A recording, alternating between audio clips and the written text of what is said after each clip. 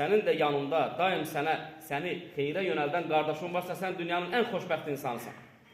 Əgər yoxdursa, o zaman sən özünə elə bir dost, elə bir qardaş axtar ki, o daim sənin yanında səni xeyrə çağırsın. Sən hansısa bir şər əməl eləyəndə o sənin əlindən tutsun. Ona görə dost məsələsi, yoldaş məsələsi şəriətimizdə mühümdür. Muhammed sallallahu aleyhi ve sellem buyurur ki, "Əs-sahibu sahib", dost sürükləyicidir. Ona görə Muhammed sallallahu aleyhi ve sellem gözəl bir hədisdə əsl dost kimdir, onu bizə izah edir. Muhammed sallallahu aleyhi ve sellem buyurur ki, yaxşı dostun misalı ətirçiyə oxşayır. Sən deyir, girirsən ətirçiyin yanına, girirsən onun dükanına, çıxırsan. Sən onun ətirindən vurmasın da, onun dükanından gələn o qoxu sənin üzərivə çökür.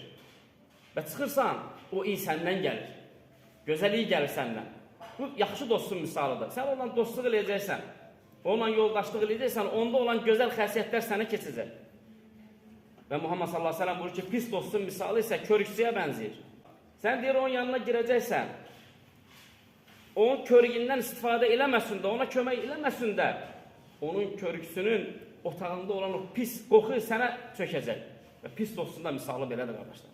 Əgər sən pis dostla dostluq eləyəcəksənsə, onda olan pis xislətlər, pis əxlaqlar sənə keçəcək. Və insanlar da səndən əziyyət çəkəcək, o iydən, o əxlaqdan. Ona görə dostu düzgün seçəcəksən. Əgər sən bülbüllərlə, qaranquşlarla dostluq eləsin, sən gülün çiçəyin içində olacaqsan. Heç sən görmürsən ki, bülbül geçsin zibilxanaya? Yox. Əgər qarğalarla dostluq eləsin, o zaman Allah qorusun, pis yerlərdə olacaqsan.